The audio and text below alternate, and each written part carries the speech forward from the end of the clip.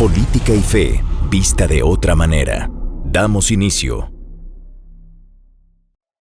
Nayib Bukele sacude el panorama político de Uruguay al consolidarse como el líder internacional con mejor imagen y mayor aprobación en el país rioplatense. La izquierda uruguaya se acaba de mirar al espejo y lo que vio reflejado les congeló la sangre. El progresismo histórico, el de la superioridad moral, el del garantismo intocable y las teorías académicas de salón. Ese mismo progresismo acaba de estrellarse contra un muro de realidad y descubrió algo aterrador: a su propio votante, al trabajador de a pie. No le importa un carajo sus teorías sociológicas, le importa no morir desangrado en la calle volviendo de trabajar. El 1 de marzo de 2026, Yamandu Orsi asumió la presidencia de la República Oriental del Uruguay bajo la bandera del Frente Amplio. Apenas 2 meses después, en mayo de 2026, concedió una entrevista al podcast argentino Casillero Vacío. Allí, el presidente analizó una encuesta reciente sobre la imagen de líderes internacionales en Uruguay. Los números revelaban una fractura estructural en su propia base. Orsi declaró textualmente: el 50% de los votantes del Frente Amplio simpatizan con Bukele, y de inmediato añadió su conclusión: que una encuesta dé ese resultado es tremendo. Y que el 50% de los votantes del Frente Amplio en Uruguay simpatizan con Bukele. ¿Está? Una encuesta dio eso. Tremendo, ¿no? ¿Y qué te lleva a pensar? ¿Qué quiero decir? Que la izquierda llegó tarde a esta discusión. En Europa también. En vez de hablar de seguridad, hablamos de convivencia. La derecha te tomó la bandera de la seguridad, que es un derecho humano. Esa fue la palabra exacta del presidente de la República. Tremendo. No lo dijo como un jefe de Estado que asume el fracaso rotundo de su propio modelo de seguridad. Lo dijo con la fascinación fría de un académico sorprendido por el comportamiento incomprensible de los insectos en su laboratorio. Apoya tu canal de Fe y Política. Ahora puedes hypear nuestros videos y ayudarnos a crecer. Cada vez que hypeas un video, le das un impulso extra para sus visualizaciones y aparezca en más recomendaciones. ¿Cómo hacerlo? Es muy fácil. Busca el botón hypear dentro del video en tu móvil, dale tu apoyo con puntos y listo. Ya estás ayudando a que este contenido llegue más lejos. Cada semana puedes apoyar varios videos. Ayúdanos y danos ese empujón. Los datos duros que detonaron esta crisis surgen de un estudio de equipos consultores realizado entre el 19 de febrero y el 5 de marzo de 2026. La investigación midió la simpatía de los ciudadanos uruguayos hacia distintos líderes internacionales. Nayib Bukele obtuvo un 45% de imagen positiva general. Su saldo neto fue de más 25 puntos. El dato fundamental es este: Bukele es el único líder internacional evaluado que logró un saldo neto positivo en Uruguay. El único. Es el país histórico del batilismo en la democracia, considerada como la más estable, civilizada y madura de toda América Latina. En la tierra sagrada de las instituciones sólidas, de los consensos interminables y de las mesas de diálogos eternas. Ahí, el líder extranjero más admirado y respetado por el pueblo es el hombre que metió a 80,000 personas en prisiones de máxima seguridad y se le rió en la cara a todos los organismos internacionales de derechos humanos. El desglose técnico de la encuesta de equipos consultores expuso el cruce de datos por electorados. Los resultados pulverizaron los mitos partidarios. En los votantes de la coalición republicana, Bukele tiene un 52% de aprobación. Pero el sismo político ocurre en la vereda de enfrente. En los votantes del Frente Amplio, Bukele alcanza un asombroso 41% de aprobación. Aquí está la herida mortal de la izquierda: 41%, casi la mitad de la base electoral del propio Frente Amplio, la misma base a la que educaron meticulosamente durante décadas en el rechazo visceral a la mano dura, la misma base a la que le enseñaron en asambleas que la policía es el enemigo natural del pueblo, la misma base a la que le repitieron hasta el cansancio que la cárcel no soluciona nada y que el castigo es una construcción de la derecha. En esa misma entrevista, en Casillero Vacío, Orsi ensayó una justificación teórica sobre esta postura ciudadana. Tremendo, ¿no? ¿Y qué te lleva a pensar? ¿Qué quiero decir? Que la izquierda llegó tarde a esta discusión.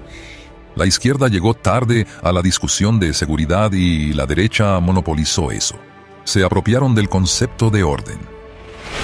Cambiemos el marco de una vez por todas. La derecha no se apropia del orden. Ustedes se lo regalaron con moño. Ustedes abandonaron el orden por pura cobardía semántica, porque les daba pánico que la academia, los sindicatos y las élites culturales de los cafés de Montevideo los llamaran represores. Prefirieron cuidar su imagen impecable en los foros internacionales antes que cuidar al vecino de a pie que volvía de trabajar a las 11 de la noche rezando para que no lo maten por un teléfono. ¿Por qué le llaman democracia a dejar que las redes criminales gobiernen barrios enteros? ¿Desde cuándo proteger al hombre honesto y castigar al criminal se volvió un monopolio de la derecha? La raíz de este enfoque tiene historia. Durante los gobiernos anteriores del Frente Amplio, el léxico oficial del Estado sobre la seguridad fue deliberadamente modificado. Se prohibió en la práctica hablar de represión del delito. La directiva fue priorizar sistemáticamente el uso del término convivencia ciudadana por encima del concepto de seguridad pública. 50%. Esa es la cifra que dejó al presidente de la República sin palabras. La izquierda, que prometió construir el paraíso terrenal de la igualdad, hoy ni siquiera te puede garantizar que llegues vivo a tu casa después del trabajo. Y ante el desastre de su propia creación, su única respuesta institucional es el asombro. Le llaman tremendo a lo que el ciudadano común, al que se juega la vida todos los días, le llaman simple instinto de supervivencia. Si la élite política uruguaya, toda entera, no despierta de inmediato de su siesta garantista y asume su deber moral y absoluto de imponer el orden, el próximo líder que arrase en las urnas no va a venir a pedir permiso en el Parlamento, va a venir a pedirle las llaves de las cárceles. Y el pueblo, asqueado y harto de tantas mentiras, se les va a entregar directamente en la mano. En febrero de 2024 fue reelegido con más del 80% de los votos democráticos. Su legitimidad en las urnas se basa en la drástica reducción de la violencia y el combate a las pandillas. Analistas globales lo estudian como un fenómeno de la democracia moderna. Declaración pública reciente de David Lelliot, embajador del Reino Unido en la República de El Salvador.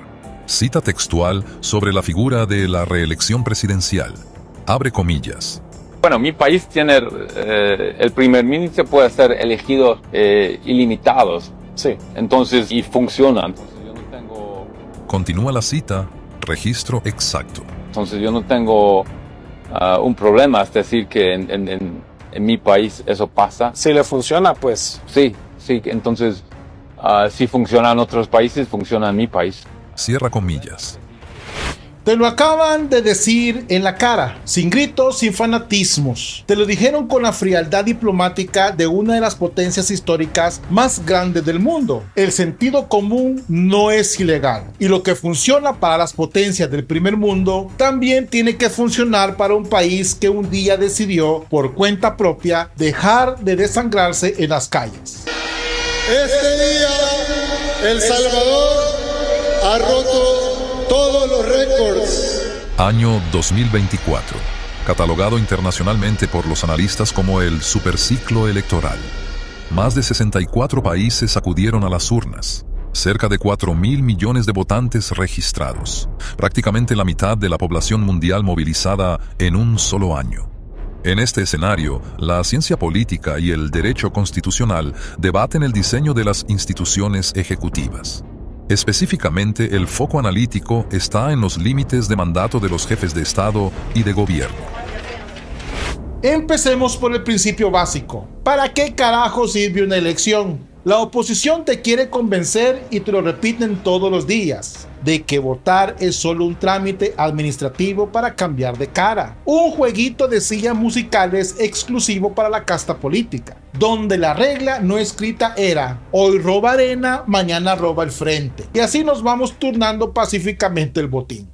El politólogo Arndt Leifhardt define la reelección a través del principio estricto de accountability, rendición de cuentas electoral. Este mecanismo no está diseñado como un privilegio del gobernante. Está clasificado como un mecanismo cívico de evaluación, recompensa y castigo. Con esta reforma le estamos dando el poder a quien siempre debió tenerlo, que es el pueblo salvadoreño. Adicionalmente, la literatura académica describe de forma contundente el fenómeno del pato cojo o lame duck. Este síndrome ocurre en los sistemas sin reelección durante el último año de mandato.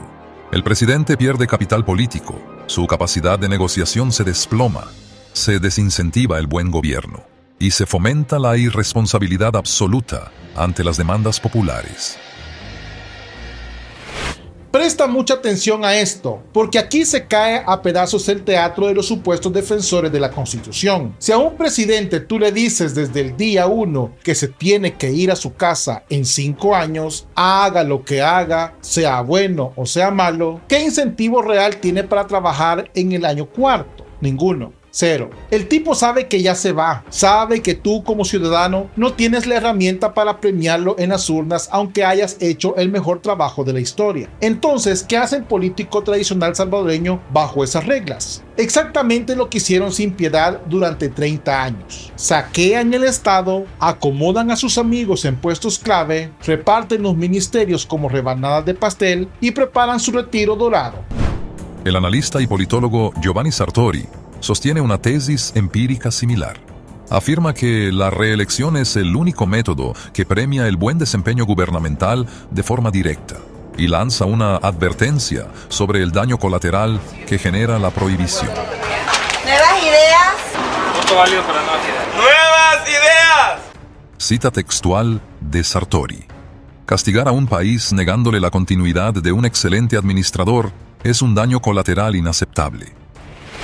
Castigar al país. Escucha bien esa frase. Eso es exactamente lo que exige la oposición salvadoreña. Exigen que El Salvador sea castigado por haber cometido el delito de encontrar a alguien que si hace su trabajo es un nivel de absurdo brutal. Es una burla a la inteligencia del ciudadano. Imagina por un momento que con los ahorros de toda tu vida contratas a un arquitecto para construir tu casa. El tipo trabaja. Perfecto. No te roba ni un solo bloque de cemento, te entrega los planos a tiempo y levanta los cimientos más firmes de la mejor casa de toda la colonia. Pero justo cuando vas a poner el techo para proteger a tu familia de la tormenta, tú lo despides. ¿Por qué lo echas? Ah, porque las reglas de hace 40 años dicen que nadie puede trabajar más de 5 meses seguidos. ¿Hay que darle la oportunidad al arquitecto anterior? Sí, ese mismo que nos dejó la casa en ruinas y se robó el presupuesto.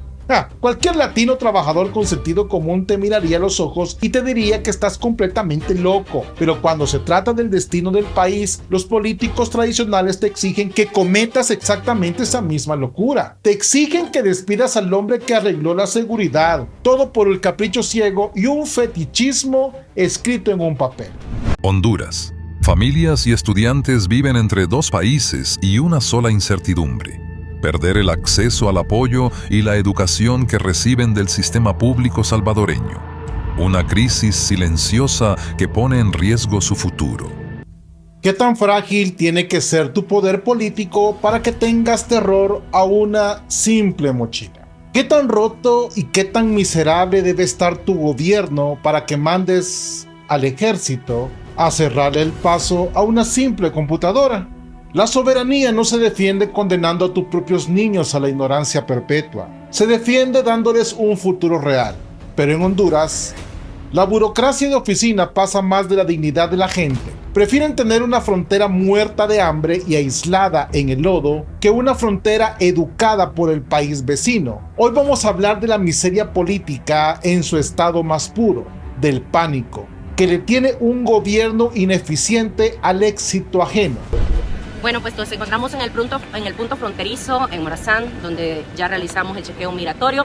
Realicé mi chequeo migratorio de entrada a Honduras. Sin embargo, traemos estos paquetes escolares que son para todos los alumnos del sistema público. El mandato del presidente Bukele es entregar paquetes escolares a todos los niños salvadoreños del sistema educativo. Y nuestros niños salvadoreños que tienen doble nacionalidad también iban a ser acreedores de estos paquetes escolares. Los trajimos hasta acá, venimos al punto fronterizo, Mayo de 2026. Frontera entre El Salvador y Honduras, sector limítrofe de Pasamono. La ministra de Educación salvadoreña, Carla Trigueros, se presenta con un convoy oficial del Estado. El objetivo operativo, entregar 1.900 paquetes escolares en el caserío Rancho Quemado. Los destinatarios legales, estudiantes con doble nacionalidad de los ex-bolsones. La respuesta: las autoridades hondureñas deniegan el paso de forma tajante. El bloqueo es absoluto y sin margen de negociación operativa. Estamos en este lugar, sin embargo, me acaban de informar que no vamos a poder ingresar con los paquetes escolares al territorio hondureño. Así que nos vamos a retirar en este momento en respeto a las indicaciones que se nos han brindado. Gracias. Fíjense bien en la escena porque es el reflejo de Centroamérica. De un lado, camiones llenos de tecnología para que un niño pobre salga adelante, y del otro lado, agentes fronterizos, soldados, sudando recibiendo órdenes por radio desde una oficina con aire acondicionado en Tegucigalpa para no dejar pasar el progreso. Luego nos encuentra el oficial porque anda haciendo un patrullaje binacional, por lo que nosotros no teníamos información de esto. Nosotros, ¿sí? Pueden ingresar, pues no pueden ingresar ahorita. La excusa oficial: protocolos aduaneros. Por favor, no nos insulten la inteligencia a los que trabajamos todos los días. El problema no es un sello de goma, el problema es el contraste. Honduras bloquea estos paquetes porque dejarlos entrar es confesar un fracaso histórico. Es admitir ante las cámaras y ante su propia gente que el Estado salvadoreño cuida y protege mejor a los niños hondureños que su propio presidente. Durante décadas, en El Salvador la justicia se vendió en silencio. Los poderosos eran intocables y la verdad quedaba enterrada. Pero el tiempo de la impunidad terminó. La limpieza ha comenzado. Durante 30 años te vendieron una normalidad podrida envuelta en papel de democracia. Te dijeron que El Salvador era un país libre. Te juraron que había Estado de Derecho. Te prometieron que la guerra había terminado con unos acuerdos firmados en papel fino por señores de traje y corbata. Pero mientras los políticos brindaban con champán en hoteles de lujo, el pueblo salvadoreño seguía pagando la factura.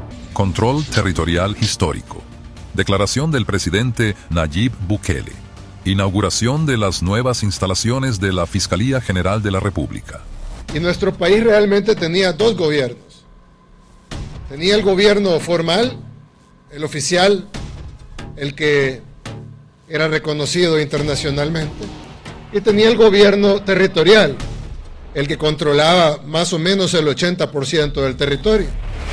Escucha bien esa brutalidad matemática. El 80% del territorio no es una metáfora literaria, no es una frase inflada para ganar aplausos en un mitin. Es la fotografía humillante de un país que tenía bandera, himno, elecciones y una embajada de lujo, pero donde en la esquina de tu casa mandaba otro poder. El Salvador tenía un gobierno diseñado para agradar a la ONU, un gobierno para ir a Washington a pedir préstamos, un gobierno para firmar comunicados vacíos. Pero cuando una madre quería cruzar de una calle a otra con sus hijos, cuando un vendedor quería abrir la persiana de su tiendita, cuando un trabajador de maquila quería volver vivo a su casa, el documento de identidad no servía de nada. Había que bajar la voz, había que bajar la mirada, había que saber qué pandilla controlaba la frontera invisible de la cuadra. Hay gente que cuando yo les digo eso dicen, no era tanto así.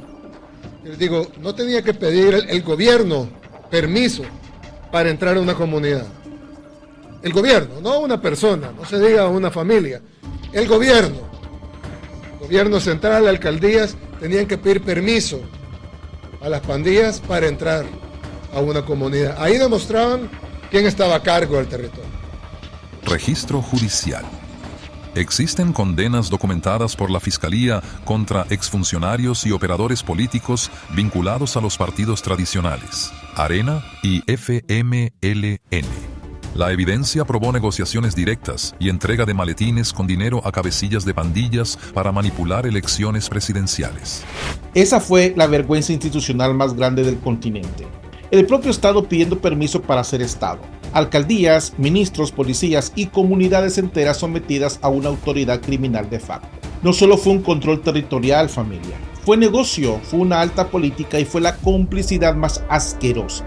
En El Salvador los políticos de cuello blanco se sentaron en la mesa con asesinos, negociaban tus votos, negociaban favores Negociaban la tranquilidad artificial de un fin de semana para ganar una elección. Negociaban la vida de los salvadoreños como si fueran fichas baratas en un casino clandestino. Y entonces la pregunta cae por su propio peso. ¿Por qué a eso la comunidad internacional no le llamaba Estado fallido?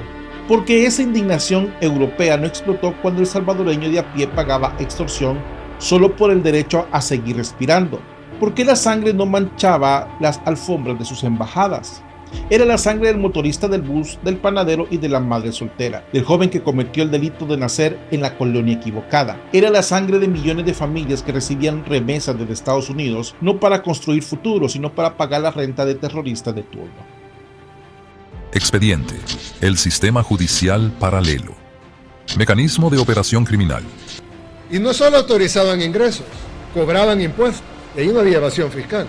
Ahí era pagarse el impuesto que ellos le llamaban renta, que en realidad era una extorsión, o adiós vida, adiós hijos, adiós manos, adiós cabeza. Cobraban impuestos, tenían tribunales, ejecutaban penas. Ellos eran el verdadero gobierno. Esto no era una serie de televisión, no era un documental de Netflix, no era narrativa de campaña política. Era la vida real, era Ilopango, era Soyapango, era mexicanos. Era la realidad respirable de cualquier comunidad donde la palabra renta significaba una sola cosa: paga o despídete de tu familia. La pandilla era el verdadero misterio de Hacienda, cobraba. La pandilla era la verdadera Corte Suprema, era el verdugo, castigaba. Y si te atrasabas en el pago, no te llegaba una notificación por correo, llegaba el plomo, te quitaban tu casa, te violaban a una hija y te mataban al mayor. Te destruían la vida entera en una tarde. San Agustín decía que si de los gobiernos quitamos la justicia, ¿en qué se convierte sino en grandes bandas de ladrones? Entre calles detenidas en el tiempo y un pueblo agotado por décadas. Cansado, entre crisis y control político, la propuesta de libertad genera esperanza, mientras el régimen cubano se mantiene alerta. El futuro de la isla parece depender de una sola decisión, que podría cambiar su historia para siempre. Durante más de 60 años le vendieron al mundo el cuento romántico más elaborado de la historia política moderna. Nos hablaron de la gran revolución de los humildes y de un escudo inquebrantable contra el imperio. Nos vendieron el paraíso de la igualdad, ese lugar utópico donde supuestamente todos comían lo mismo, sufrían lo mismo y marchaban con la misma dignidad. En un día como hoy, en el 1902, la bandera cubana ondeó por primera vez sobre un país independiente. Pero sé que hoy ustedes, quienes llaman a la isla su hogar, atraviesan dificultades inimaginables.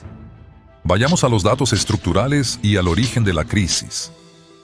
El 20 de mayo de 1902 se izó por primera vez la bandera de Cuba como república independiente. Hoy, más de 124 años después, la isla enfrenta una parálisis de infraestructura sin precedentes. Cortes de electricidad masivos de hasta 22 horas diarias, escasez crónica de combustible y falta crítica de alimentos básicos. Oficialmente, el régimen atribuye el 100% de esta crisis estructural al embargo económico de los Estados Unidos. Esa es la excusa oficial, el viejo y confiable comodín del bloqueo, la eterna narrativa de la víctima asediada que le vende a los turistas. Pero la realidad en las calles y la realidad que golpea al latino trabajador es mucho más oscura y mucho más cínica. Piénselo con lógica de calle. Si el embargo fuera el verdadero culpable de toda esta tragedia, la miseria sería pareja, el hambre sería democrática. La pregunta no es por qué falta la plata, sino exactamente en qué cuenta secreta está escondida. Para encontrar ese capital, hay que revisar los registros de la década de los 90. En ese periodo, Raúl Castro fundó el grupo de administración empresarial Sociedad Anónima, mundialmente conocido como GAESA. Este no es un ministerio estatal. Es un conglomerado financiero y comercial, propiedad exclusiva de las Fuerzas Armadas Revolucionarias de Cuba. Según informes detallados del Departamento de Estado y múltiples filtraciones de auditorías publicadas por la prensa internacional, GAESA controla directamente entre el 40 y el 70% de la economía total de la isla. Ahí lo tienes. Ese es el verdadero rostro del socialismo tropical. no es el Partido Comunista quien gobierna tu vida. Es una corporación militar con camuflaje. Gaesa no es una empresa del Estado trabajado para el bienestar del pueblo. Es un Estado gigantesco operando dentro de las ruinas del Estado. Un monopolio brutal que no le rinde cuentas a ninguna asamblea, que jamás publica balances públicos. Hoy, mientras ustedes sufren, estos empresarios tienen $18,000 millones en activos y controlan el 70% de la economía de Cuba. Si revisamos la magnitud de este monopolio, los registros recientes y las declaraciones políticas señalan que Gaesa maneja activos totales estimados en $18,000 millones. Para poner esta cifra en perspectiva macroeconómica, los ingresos de este conglomerado militar triplican el presupuesto estatal actual que maneja el gobierno civil cubano para todo el país. $18,000 millones. Escúcheme bien.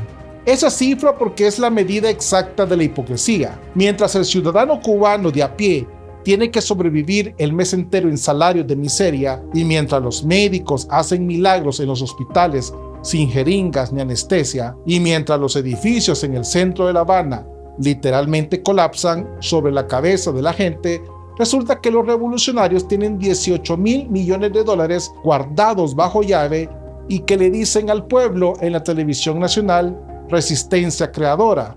Hay que sacrificarse por la patria.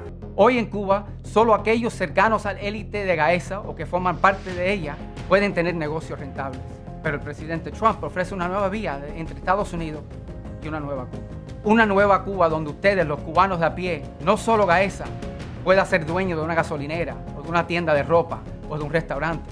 Una nueva Cuba donde ustedes, no solo Gaesa, pueden abrir un banco o tener una constructora. Todo esto existe en las Bahamas, en la República Dominicana, en Jamaica y incluso a tan solo 90 millas en Florida. Si ser dueño de su propio negocio y tener el derecho al voto es posible alrededor de Cuba, ¿por qué no es posible para ustedes dentro de Cuba?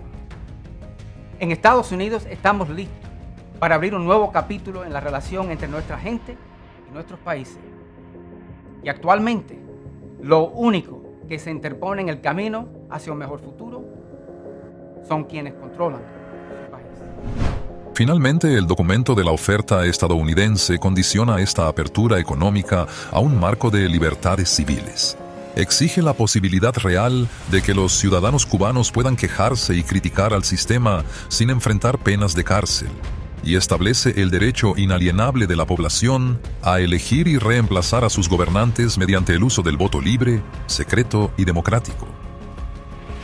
Un derecho civil tan básico y normal que parece una broma pesada que en pleno siglo XXI siga siendo considerado una amenaza a la seguridad del Estado. Yo les pregunto, ¿por qué el Partido Comunista le tiene tanto terror a unas elecciones libres si se la pasan diciendo que son la voz legítima del pueblo? Si de verdad la revolución es un modelo tan exitoso y si de verdad son unos líderes tan queridos por las masas, ¿por qué no ponen las malditas urnas de una vez por todas? ¿Y tú qué piensas del fin de Cuba? Te leo en los comentarios. Bendiciones, paz y bien. Dios con ustedes. Bienvenido a tu canal Política y Fe, vista de otra manera, con Mau Caballero. Suscríbete, comparte y da clic a la campanita para notificaciones de nuevo contenido.